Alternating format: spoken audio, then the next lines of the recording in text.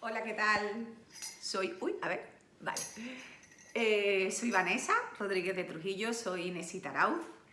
Y bueno, la verdad es que estoy haciendo este vídeo porque sinceramente quiero que me conozcas, ¿sabes?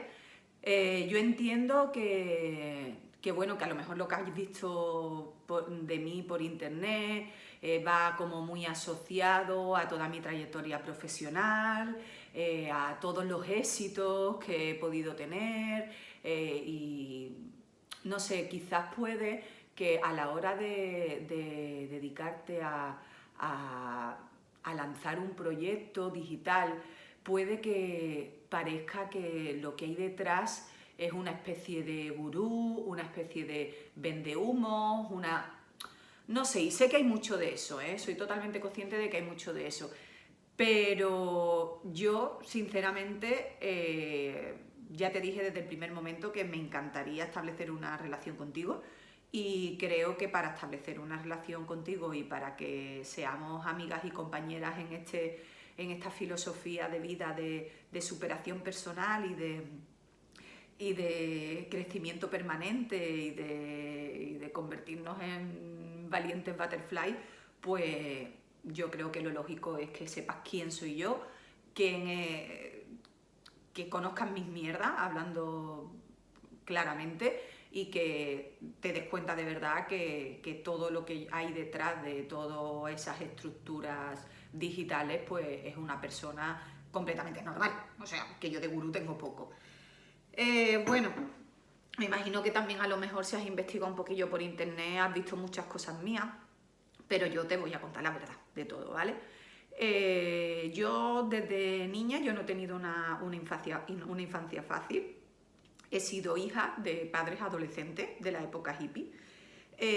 Al principio de los primeros años de mi vida me crió mi abuela materna, prácticamente, y la verdad es que mi vida en mi infancia ha sido una locura.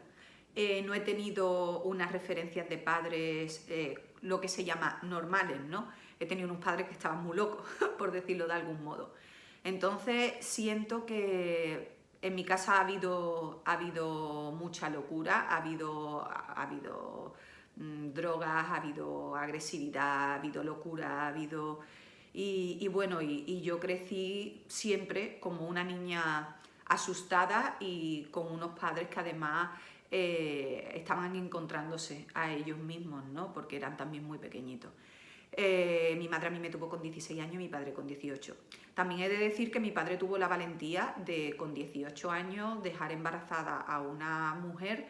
Mi padre venía de muy buena familia y mi madre es de familia súper humilde y mi padre jamás tuvo el apoyo de sus padres, de su familia, y sin embargo mi padre tuvo la valentía de decir que iba a ir para adelante, que ese embarazo iba para ir adelante y que él iba a dejar la carrera y ponerse a trabajar para sacarme a mí adelante, ¿no? Y así lo ha hecho. Dentro de todo ese proceso personal de mis padres, pues como ya os digo, como ya te digo, ha habido mucha locura, pero también por otro lado siempre ha habido como muchas ganas de dar lo mejor, ¿no? En mi casa a mí no me ha faltado el cariño, a mí ha sido una montaña rusa de emociones. Ha habido muchísimo cariño, muchísimo amor, pero también muchísimo enfado, muchísima agresividad, ha habido muchísimo de todo.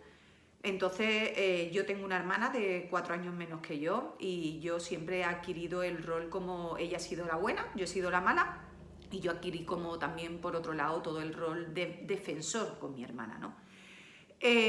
Una madre sumisa, un padre muy autoritario, hijo de militar de alto cargo, y bueno, ellos hicieron lo mejor que supieron, y sé que detrás de todo, al fin y al cabo yo los elegí, ¿no? Y sé que detrás de todo el proceso de aprendizaje era necesario para que ellos también fueran las personas que son hoy en día, que son dos personas maravillosas con los que tengo una relación maravillosa.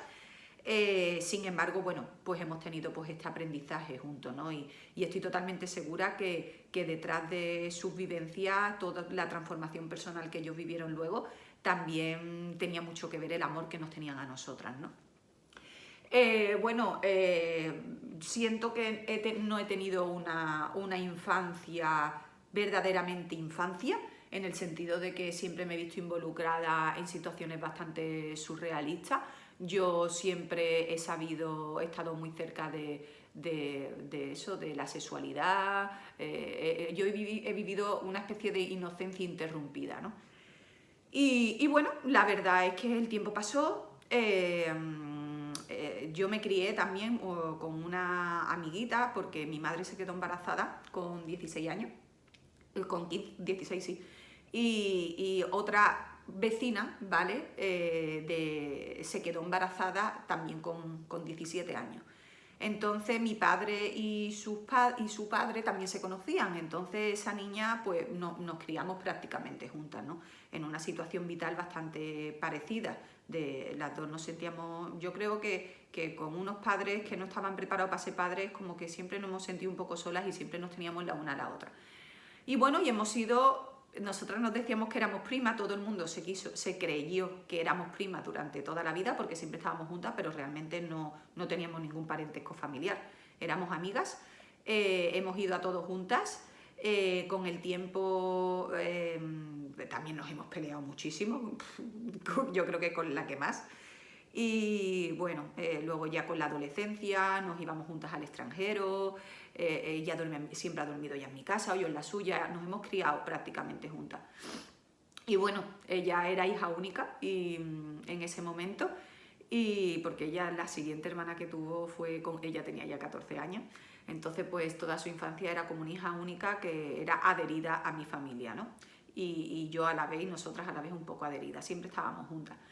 Bueno, la cuestión es que mi amiga con 14 años tuvo un cáncer. Viví de cerca, muy de cerca, esa enfermedad, sin tener conciencia en ese momento de que esa enfermedad finalmente se la llevaría a la muerte. Nunca pensé que mi amiga se iba a morir, yo normalicé todo el proceso, yo he estado con ella en momentos muy duros, la he visto cómo se le caía el pelo, he dormido con ella y he visto cómo se despertaba y había matojos de pelo en la almohada, he visto cómo le metían un portacaz aquí en el y me hacía tocarlo y se lo tocaba, la tracotomía, nos poníamos a jugar a hacer el sapo con la tracotomía. O sea, realmente lo vivimos desde mucha inconsciencia, ¿no? Bueno, a los 18 años mi amiga fallece y fue la primera persona que yo vi muerta en mi vida. Sinceramente creo que cuando fui a despedirme de ella allí al tanatorio y me preguntaron si quería verla, sinceramente creo que lo que me movió más que el querer despedirme de ella fue el morbo de la edad, de querer ver a una persona fallecida, ¿no? Me atrajo el morbo, pero cuando yo entré y yo vi a mi amiga mal porque al final de su cáncer pues se le fue para la bilis y entonces ella estaba amarilla, o sea, ella no, ella a pesar, me imagino, de que, y además me dejaron entrar dentro no por delante de un cristal, ¿no? Sino que realmente la sacaron, ¿vale? Porque ella no estaba expuesta, pero la sacaron para los que queríamos despedirnos de ella, y ella estaba mostaza, o sea, era un verde amarillo mostaza, tenía algodones metidos en la nariz y se le salía el algodón y yo me ponía a meterle el algodón y la tocaba y era dura, no era ella ya, no era ella.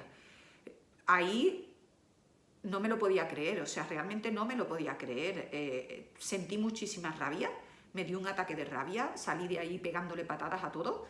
Me enfadé, de verdad, me enfadé mucho con el mundo, me enfadé mucho con la vida, me enfadé con si existía algún Dios, me enfadé con todo, porque fui consciente de que, no fui consciente en ese momento de que no volvería a compartir momentos con mi amiga, sino fui consciente de que la vida se acaba, ¿no? Y de que esto tiene un fin, y de que lo que nos espera a todos es eso, ¿no? Y a mí también. Bueno, pues a partir de ese momento yo empecé a asustarme mucho, me volví completamente hipocondríaca, me obsesioné con que a mí también me iba a pasar lo del cáncer, empecé a pensar la posibilidad de que fuera contagioso, empecé a recordaba todos los momentos que habíamos pasado juntas y chequeaba por si había alguna manera de compartir, en qué momentos podría habérmelo pegado. Por más que me decían que eso no se pegaba, yo no me lo creía, yo siempre me ponía a recordar en qué momento podría habérmelo pegado. Luego, como a ella se le inflamaba la cadena de ganglios linfáticos, yo me ponía a buscarme ganglios, o sea, yo me he pasado las noches y las noches tocando, y si veía que una cosa que no había en este lado, pues entonces ya lo que hacía era pensar que era un bulto que no tenía que estar ahí, una locura. Y bueno, y finalmente pues decidí escapar. ¿De qué manera escapé de eso? Pues evidentemente tengo una historia familiar, tengo unas referencias y decidí drogarme. Era una manera de frivolizar, de decir, bueno, pues si esto es lo que es la vida, pues esto es lo que hay, ¿no? Y entonces si nos vamos a morir, pues vamos a disfrutarla. Entonces así fue como empecé a consumir drogas. Empecé a consumir sobre todo MDA, que es éxtasis, y cocaína, y porros, ¿vale? Porros ya había fumado mucho, de hecho con mi amiga me harté de fumarme porros en la época de un poco más jovencita. Pero bueno, la verdad es que un día estaba en una discoteca, estaba de fiesta y empecé a encontrarme rara, a encontrarme mal y acabé en urgencias porque empecé a asustarme mucho y pensé que me estaba volviendo loca, que me estaba muriendo y me fui al hospital diciendo, consumió esto, me estoy muriendo, me estoy muriendo. Y a partir de ahí empezó mi pesadilla. Me obsesioné completamente con que me había quedado mal por las drogas. Me fui a hacer un recorrido hospitalario, pensé que tenía un tumor cerebral y finalmente me derivaron al psiquiatra porque me dijeron que yo no tenía absolutamente nada físico, que tampoco había estado tanto tiempo consumiendo drogas que como para que me hubiese afectado de la manera que yo pensaba y que finalmente pues me derivaron al psiquiatra porque lo que yo tenía era una obsesión. Me mandaron psicofármacos, me mandaron un antidepresivo, me mandaron un ansiolítico y me mandaron terapia cognitivo-conductual. Lo que ocurrió es que este tipo de terapia fui a un psicólogo que empezó a tratarme de hacer algunas técnicas para parar el pensamiento, que reconozco que de algo me servía. Sin embargo, un día decidieron hacerme una terapia de exposición. Una de las cosas que me pasaba era que como el primer ataque de ansiedad me había dado en una discoteca, pues yo le cogí como mucha fobia a las luces, ¿no? Es decir, yo llegaba a la noche y si yo veía los intermitentes de los coches o los luminosos de las tiendas o los semáforos, a mí se me metía en la cabeza, me estoy volviendo loca, entraba en crisis de pánico y me tenía que ir a casa. Entonces, pues a este psicólogo no se le ocurrió otra cosa que meterme en una habitación y ponerme una cegadora de discoteca y encenderme y una bola de discoteca y para, en teoría, hacerme entender que no pasaba nada. A mí eso me ocasionó un trauma tremendo. Acabé en urgencia, me tuvieron que sedar porque entré en un ataque de pánico mezclado con histeria tremendo. Me daba literalmente chocazos contra la pared, me pegaba contra la pared la cabeza, quería morirme en ese momento y desde entonces le cogí mucha manía a los psicólogos, Con la medicación algo mejoré, pero también tenía muchos efectos secundarios, como que me temblaba la boca, me temblaban las manos, yo también me sentía que de algún modo me estaba drogando, que había cambiado unas drogas por otras. Y bueno, un día estaba en casa de mi madre, porque mi pareja había salido y yo necesitaba niñera porque, claro, ya en ese momento de mi vida yo estaba evitada. Es decir, me daba tanto miedo lo que me pasaba, me daba tanto miedo, mi propia ansiedad, que solo de pensar con que me pudiera dar la ansiedad ya me daba. Entonces, evitaba situaciones, no porque en mi casa no me dieran ataques de ansiedad, porque a mí sí que también me daban ataques de ansiedad en mi casa. Pero por lo menos me quitaba todo el componente de hacer el ridículo, de liar la parda en la calle y de fastidiarle el plan a mi pareja, ¿no? Porque de verdad temí que se desenamorara de mí, porque es que íbamos a cualquier sitio y al cabo del rato, cuando él más a gusto estaba, pues yo me ponía mala y me tenía que ir, ¿no? Me daba el chungo y entonces pues le fastidiaba el plan y eso ya ocasionaba también broncas entre nosotros. Total, que al final también pues dejé de salir, empecé. Ese día me quedé en casa de mi madre y de repente vi un libro que llevaba ahí toda la vida. Era un libro de Louise Hay que se llama Usted puede sanar su vida. Y entonces empecé a leer y vi que ella asociaba la enfermedad física con problemas emocionales, ¿no? Y que realmente los pensamientos eran modificables, que existía un niño interior, que existía la posibilidad de volver a reeducarnos en otro entendimiento y que sobre todo sentí que yo tenía algo que ver con ese proceso. Mi abuela paterna es una enferma mental que yo jamás conocí bien. Yo pensé que yo había acabado como ella, en una silla y para siempre, cada vez eso iba a ir a peor. Pero eso me hizo confirmar la sospecha de que yo tenía algo que ver en mi proceso. Porque yo decía, joder, cuando tú tienes un cáncer, tú tienes un cáncer y tienes un cáncer, ¿no? A veces estás mejor, a veces estás peor.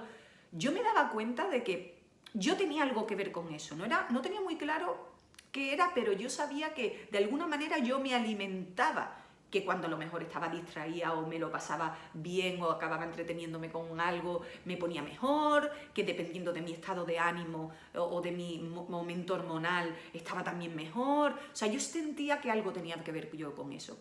Y la verdad que el leer que yo tenía una posibilidad de hacer algo que dependía de mí para cambiar mi vida, yo me agarré a eso como un verdadero, como un clavo ardiendo y empecé a tirar de ahí, a tirar de ahí, a tirar de ahí y fue como di con toda la neurociencia, que era una vertiente completamente novedosa, norteamericana. La primera carrera que yo estudié fue turismo. Y bueno, la verdad es que en ese momento hablaba muy bien inglés y podía acceder al contenido que había por internet en inglés. Me metía en foros, porque en esa época no había Facebook ni nada por el estilo. Bueno, sí existía el WhatsApp, el Messenger ese que era mi vía de escape a nivel social, era un Messenger de MSN y foros, sí, foros y chats era lo que había, ¿no? Entonces yo empecé como a tirar de toda la parte de la neurociencia, de la parte alternativa, ya empecé a encontrar como un mundo que me llamaba y que me hacía tener al menos una posibilidad de solucionar mi vida. Empecé a aprender, no sé si esto se está grabando, empecé a aprender, empecé a dedicarme a hacer muchísimas formaciones de toda esa pata asociada a la neurociencia. También empecé a conectar con mi nueva conciencia, llamémoslo con la parte un poco más espiritual, ¿no? Porque, claro, yo vivía mi vida con conciencia de muerte. Cuando a mi alrededor yo veía que la gente no se estaba enterando de que nos moríamos. Y ese vivir la vida teniendo conciencia de que te puede pasar algo en cualquier momento, es verdaderamente eso, hay que aprender a sostenerlo, a asimilarlo. Y a mí me llevó mucho aprendizaje y mucho tiempo aprender a transmutar todo ese miedo en valoración, en agradecimiento y en enfoque al momento presente, ¿no? De disfrutar el momento presente. Empezó toda una formación en aprender todo lo que pude y más. Lo empecé a aplicar a mí misma y empecé a mejorar, a mejorar, a mejorar, a mejorar. Durante esa época yo le decía a mi pareja, como yo superé esto, un día voy a escribir un libro para explicar a las personas que estén como yo que esto se puede superar. Bueno, ahí quedó la cosa. La verdad es que me recuperé, lo superé. Por supuesto, sin psicofármacos ni nada por el estilo.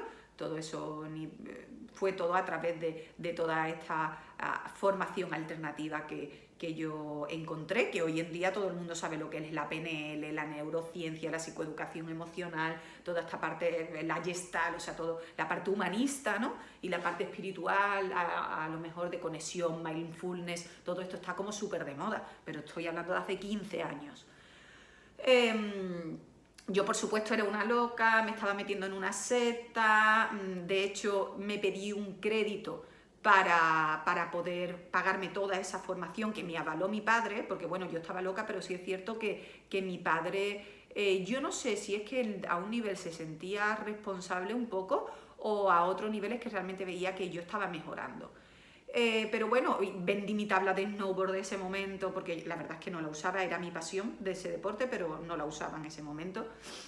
Y di todo de mí, di todo, me propuse que yo por mis santos ovarios iba a superar eso. De hecho, hace poco encontré una carta por ahí que le había escrito a Álvaro en ese momento donde le decía: Cari, te necesito que estés feliz, te necesito que estés bien, tú haz tu vida, diviértete, porque yo te necesito alegre, yo voy a salir de esta, yo voy a salir de esta, yo voy a salir de esta. Me apoyó muchísimo que Álvaro jamás alimentó mi victimismo y eso me ayudó a sacar una actitud de superación personal y eso fue con mis 2 ovarios. La misma rabia que tenía con que la vida se acababa fue la misma rabia que me llevó a decir: de aquí salgo yo por mis santos ovarios. Y bueno, la verdad es que el tiempo pasó, yo volví a mi trabajo, yo trabajaba en la agencia inmobiliaria Hispania, que es una agencia familiar. Yo tenía mi carrera de turismo, también allí en Hispania se gestionaban apartamentos turísticos, etcétera, etcétera. Tenía mi trabajo fijo, mi marido, todo bien. Ya yo estaba superada, una etapa buena en mi vida, ¿no? Y me quedo embarazada.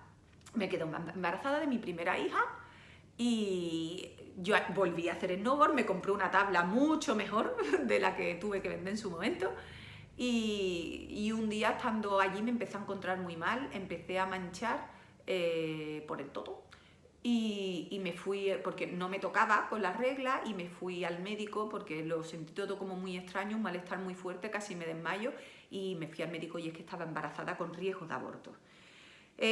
Tuve que hacer me dijeron que tenía que darme de baja, hacer un reposo absoluto y yo me aburría como las ostras, o sea, con lo activa que yo soy y lo nerviosa que yo soy. De repente empotrarme en un sofá, se me iba la vida. Me dediqué a comer, me puse como una ballena, en ese embarazo creo que engordé como 20-22 kilos. Pero mi marido, que ya en ese momento era mi marido, me dijo: Vane, ¿por qué no aprovechas y escribes el libro? Y me pareció una buena idea. A mí siempre me había gustado escribir desde niña. De hecho, todo mi trabajo personal, casi todo, es por escrito. Tengo mucho trabajo hecho por escrito siempre. Y bueno, y me senté en mi ordenador y me puse a escribir ese libro con toda la intención simplemente de, como si me estuviera tomando un café, como estoy haciendo aquí ahora mismo, ¿no? Tomándome un cafelito contigo, que es además a mí como me gusta conectar con las personas. Y bueno, escribí lo que a mí me hubiese en ese momento gustado escuchar en el momento que yo estaba así de mal, ¿no?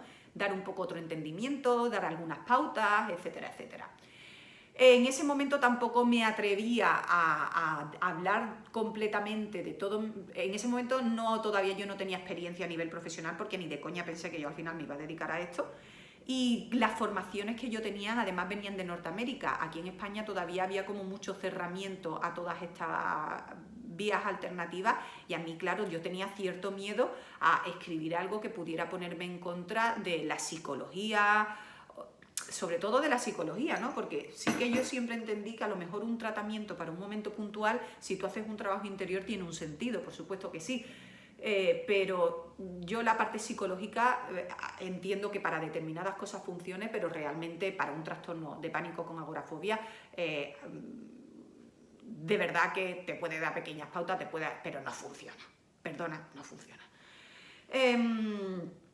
Ellos mismos no tienen ni recursos ni herramientas, porque básicamente además es que no interesa, es que ni en las universidades enseñan, porque no se dedican a investigar sobre esto, porque no interesa, porque detrás está toda la industria farmacéutica que lo que quiere es que consumamos muchos ansiolíticos y muchos antidepresivos, y esa es la verdad, la triste verdad de todo esto. Bueno, detrás de ese KitKat escribí el libro y yo empecé a escribir un blog también, me aburría, empecé a escribir un blog y entonces colgué ese PDF, lo colgué en mi blog.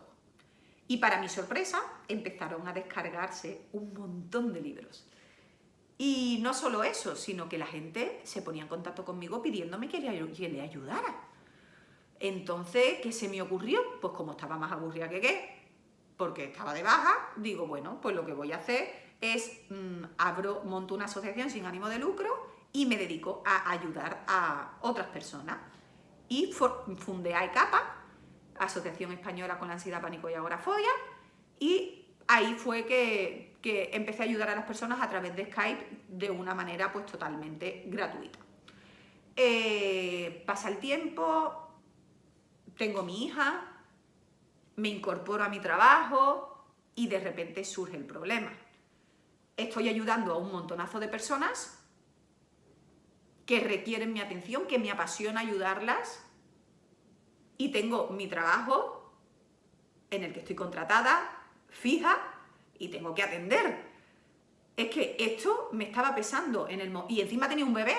O sea, en el momento que yo empiezo a dedicarme a mi trabajo, a mi verdadero trabajo, esta parte la tengo que dejar. Es que no puedo. Pero me doy cuenta que la gente me reclama, y de verdad que entro como en mucha tensión, o sea, me veo llena de una responsabilidad, porque yo no quería dejar de ayudar a las personas, pero por otro lado que yo tenía que dedicarle tiempo a mi trabajo y a mi hija. Entonces, mi pareja, una vez más, me dice: Vanessa, ¿tú no tienes una posibilidad de homologar todos estos estudios que tú tienes?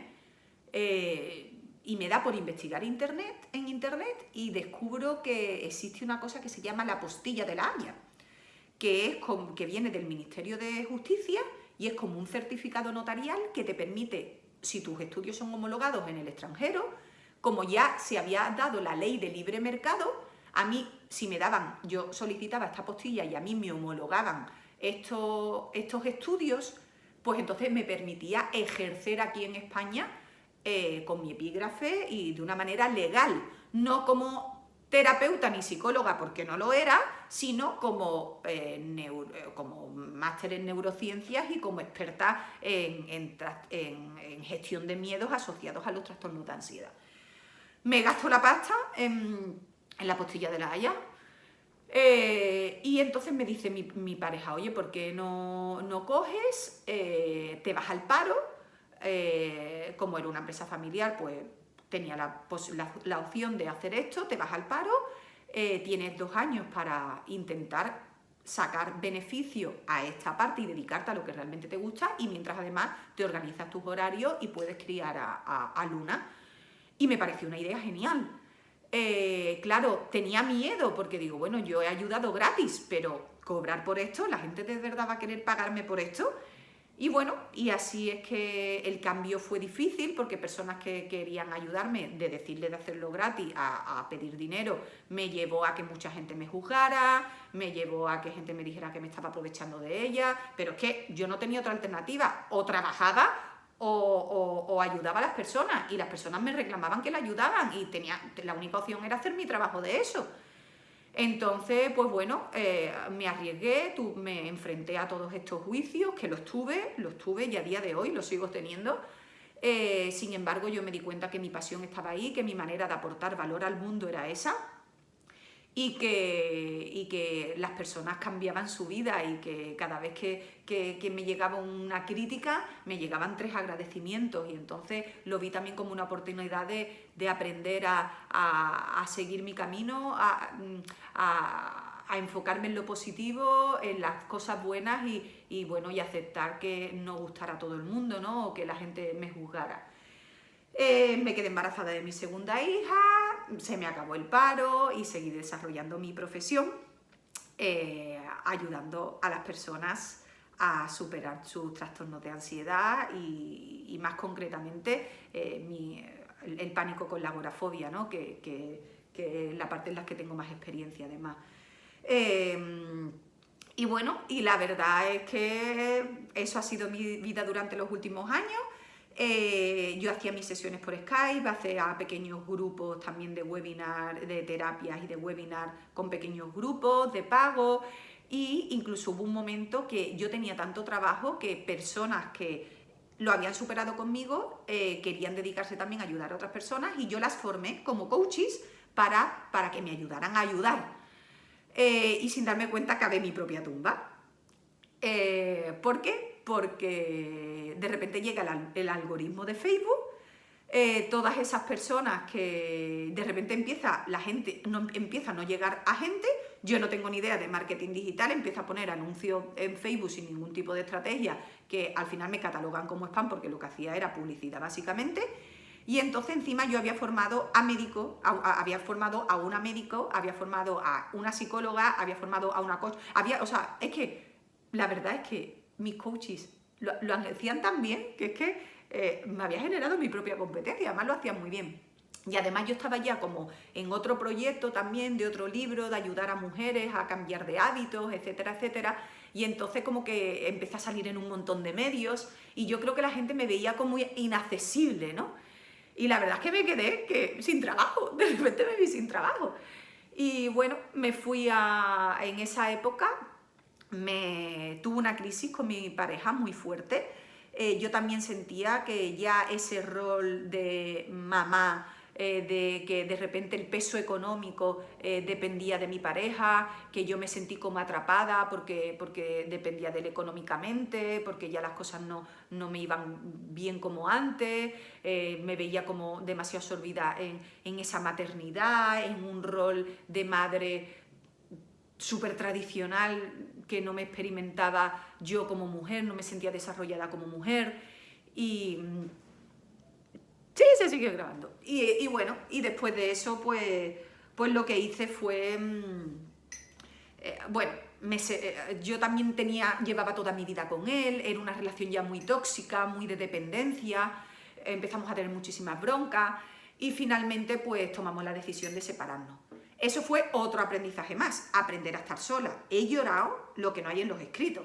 He tenido otras experiencias, he conocido a otros chicos, de hecho me propusieron un proyecto en Ibiza que era asociado de una manera presencial a ayudar también a las personas, a superar sus miedos, a hacer coaching a través de cambio de hábitos también. Me pedí un crédito para emprender esta parte de mi trayectoria profesional y cuando llegué allí, pues no sé, no fue lo que yo esperaba. Yo me sentí engañada, la verdad, asumo mi responsabilidad porque yo decidí emprender, aprendí muchísimo de esa experiencia, pero la verdad es que perdí todo el dinero del crédito y me llevé a mis hijas, pero cuando yo me fui decidí soltar mi casa porque no podía mantener dos casas y de repente me vi que mis hijas empezaron, porque yo pensaba que me iba a ir bien y que acabaría llevándome a mis hijas, pero la verdad es que fue un fracaso absoluto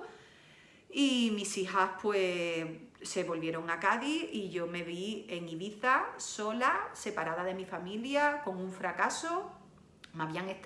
Me sentía completamente estafada, caí en un profundo victimismo y sin casa en Cádiz. Cuando venía a Cádiz a ver a mis hijas, pues me quedaba en casa de mi exmarido. Yo durante ese camino, durante esos 3 años de separación, pues evidentemente he conocido a otros chicos, he vivido esa parte. Yo empecé con Álvaro con 18 años y con todo ha sido como muy dependiente. O sea, yo conocí a Álvaro 2 meses más tarde de fallecer mi amiga. Entonces, pues como que quemé también esa etapa. Conocí a otros chicos, me putearon, puteé, tuve sexo frívolo, tuve esa vida, ¿no?, de soltera, ¿no?, que a lo mejor no tuve en su momento. Y todo eso me llevó a sentir al final un vacío existencial totalmente brutal, hacerme replantearme mi vida, aprendí a estar sola, lloré lo que no hay en los escritos y decidí dejar de tener relaciones con los hombres, ni siquiera sexuales, para encontrarme a mí misma y sacar toda la mierda que tenía dentro y hacer todo este trabajo personal, ¿no? Fue duro, lloré mucho, volví a hacer trabajo conmigo misma, de conexión interior, de aprender a amarme, de aprender de cuáles son mis valores, enfocarme en mi vida a verdaderamente dejar de ser hija de, madre de, mujer de o exmujer de, y al estar lejos de todo me permitió descubrirme quién soy yo y de ese dolor pues volvió a resurgir una nueva versión de Vanessa que teniendo claro cuáles son sus valores y con la satisfacción personal de decidir ir a por ellos, ¿no? Decidí querer volver a recuperar mi familia. En su momento tuvo un rechazo absoluto del padre de Álvaro. No, él en ese momento estaba muy bien solo, no quería no quería, él aceptó y de hecho me ayudó en mi libertad a que yo lanzara mis alas, pero él no quería una relación conmigo. Y bueno, y después de un año volví a Cádiz, me arruiné, he tenido ayuda económica de una persona que ha aportado, de un médico muy prestigioso de Barcelona, que lo conocí a través de Ibiza, que aportó algo de dinero para que yo pudiera lanzar el proyecto de una manera que me permitiera llegar a muchas personas y sobre todo no generar dependencia a mí, porque yo me daba cuenta que cuando yo ayudaba a las personas de manera one-to-one, era como que cuando estaban conmigo siempre se superaban un montón, avanzaban, superaban la agorafobia, pero cuando yo empecé a quitar mi energía de las redes sociales, cuando yo ya no subíamos publicaciones, porque estaba metida en todo mi proceso personal de estos últimos meses, yo me daba cuenta que la gente me empezó otra vez a llamar, Vane, que quiero sesiones contigo, Vane, que claro, de alguna manera todo este trabajo que yo hacía en redes a la gente le servía para mantenerse pero yo no quería generar una dependencia a mí. Entonces, tampoco yo quería empezar otra vez con sesiones individuales y llevar a la vez a un montón de personas que no me permitieran involucrarme en su proceso. Entonces, de ahí decidí desarrollar todo el proyecto a nivel digital, que eso lo que me hace es poder aportar a las personas que tengan todos mis conocimientos a través de mis vídeos, a través de mis cursos, que además ellas se sientan que lo hacen a nivel de autoayuda y yo luego seguir acompañando o seguir dirigiendo a través de mis redes sociales, a través de mi comunidad y dentro de comunidad pues involucrarme totalmente en esa comunidad. Entonces eso me va a llevar a poder dedicarme a muchas más personas de una manera implicada totalmente y me va a llevar a poder ayudar a muchas más personas a la vez, además sin generar esa dependencia a mí, que al final, de una manera directa, que al final eso lo que hace es no ayudar en el proceso de autonomía personal, sino yo ser un apoyo, liderar un movimiento, ser una guía, ser una mentora. Yo estoy muy comprometida con mi trabajo personal. Para mí, el estar 3 años separada me ha llevado, y aprender a estar sola también ha sido como un aprendizaje muy grande de afrontar mis miedos. Yo nunca he dejado de evolucionar, aunque he pasado diferentes momentos duros, pero todos me han servido para aprender y creo que estoy comprometida con mi crecimiento personal, y a mí lo que me apasiona es compartirlo con otras personas, porque creo que a otras personas que me elijan pueda ayudarle. Yo siempre te he contado hoy mi vida porque quiero que me conozcas, porque quiero que veas mi verdad. No soy ninguna gurú de nada, soy una persona de carne y hueso que he decidido hacer de mi vida una oportunidad de aprendizaje con mucho dolor. He de decir que Álvaro y yo hemos vuelto desde la libertad, desde sentirnos seres completos y enteros. Ya nuestra relación no es tóxica, he vuelto a recuperar mi familia, que para mí es uno de mis valores más importantes, y creo que todo esto también se debe a todo el crecimiento personal que él ha hecho por su cuenta y que yo he hecho por mi cuenta, ¿no? Y esta oportunidad de ser felices el uno sin el otro, llegar a ser felices y a no necesitarnos, ha sido lo que nos ha llevado a poder encontrarnos desde la no necesidad, a elegir no desde la carencia, sino desde la libertad, ¿no? Desde un amor mucho más maduro, con ya sus 41 años y mis 38 años que voy a cumplir, ¿no? Y esta es mi verdad. Tengo 2 niñas maravillosas, una mayor que viene compleja, como era yo, con muchos miedos, con muchas hipocondrias, con mucho como era yo de niña, y una mayor, una pequeña que ya me cogió en otra conciencia diferente, y la verdad es que se nota muchísimo, con muchísima madurez y muchísima conciencia para los 8 años que tienen. Me da lecciones mi hija de 8 años, es una niña que cuando la conozcáis es bestial.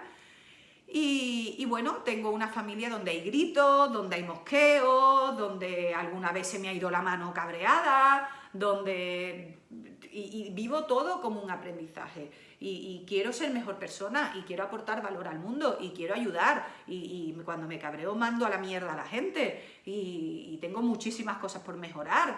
Pero lo que sí que tengo claro es que soy una mujer que a mí mis miedos no me limitan, que he aprendido a dominar esta herramienta potente que la vida me ha dado como mente, que si tú estás viendo esto es porque la vida también te ha dado una mente potente, solo que no sabes dirigirla, que soy una persona que se cuida, que soy una persona que cuida este templo que la vida me ha dado, que evidentemente nadie me puede asegurar, por supuesto, que no vaya a coger una enfermedad, pero yo tengo la satisfacción personal de que yo cuido mi cuerpo y trato de quererme a través de nutrirlo y a través de darle ejercicio físico para que el tiempo que tenga que estar aquí en la vida, pues por lo menos la parte que está en mi mano sea de la mejor manera posible y sintiéndome lo mejor posible.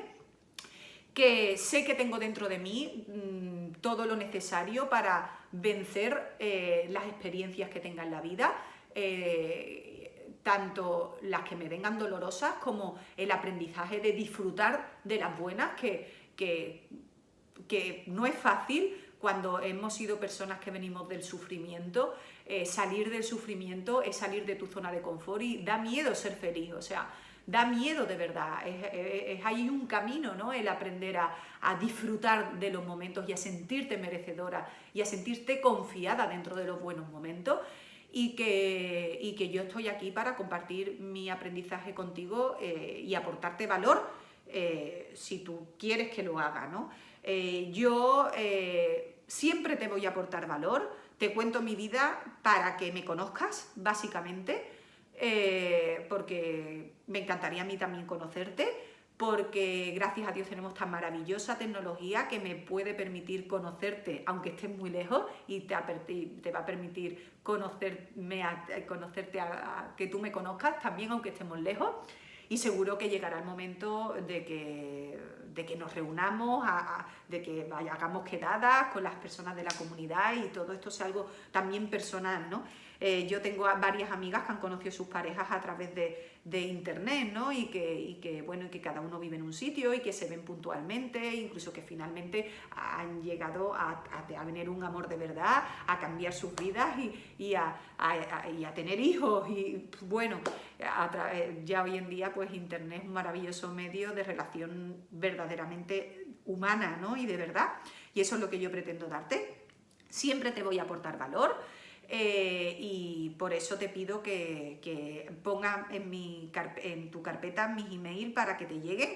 Prometo que no me voy a enrollar tanto en próximos vídeos. Este es tan largo porque quiero que me conozcas, quiero que sepas quién está detrás de todo lo que yo puedo ofrecerte, que evidentemente yo siempre te voy a aportar valor y yo no quiero convencerte de que compres mi servicio. Si en algún momento consideras que de la parte de servicios de pago que yo ofrezco, a ti te apetece involucrarte a un nivel más en tu propio crecimiento, pues evidentemente yo vivo de esto y a mí creo que ahí ganamos, ¿no? Pues tú aportando que yo pueda seguir viviendo mi vida de ayudar a las personas y tenga tiempo para hacer todo este contenido y de dar muchísimo valor de manera completamente gratuita incluso.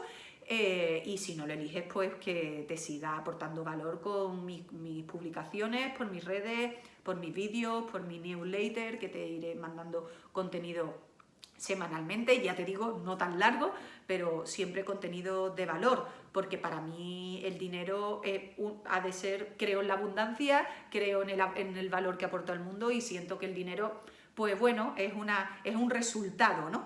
Que me vendrá y que pagarán las personas que realmente crean que les aportó valor y que quieren un paso más, ¿no? En mi implicación. Sobre todo lo que se paga es mi tiempo, ¿no? Y todo ese tiempo y atención que doy a través de todo lo que tengo, el trabajo que he realizado a través de los productos de pago. Pero bueno, que no voy a venderte nada, estate tranquila, no voy a venderte nada.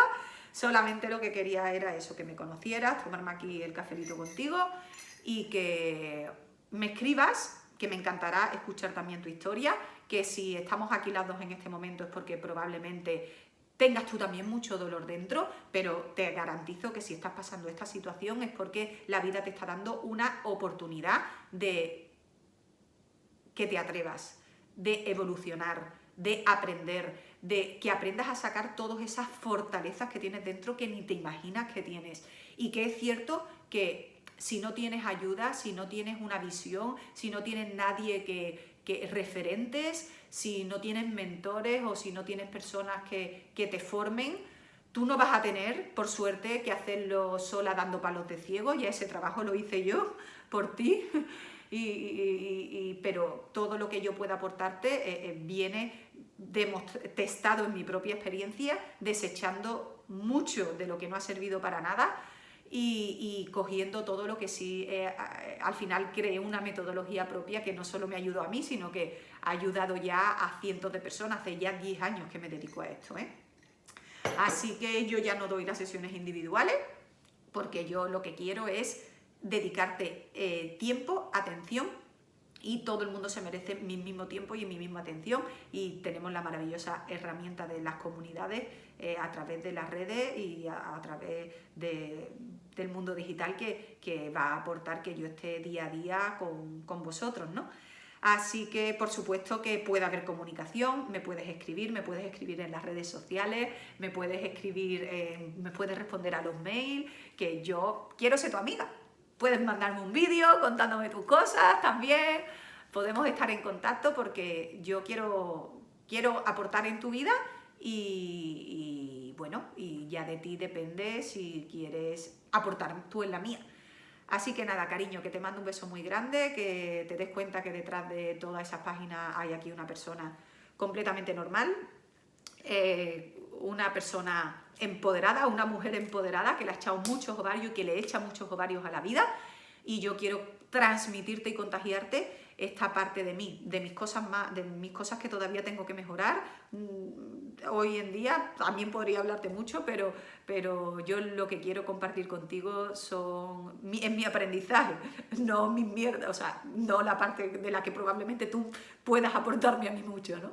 Que seguro que tienes mucho que enseñarme tú también a mí.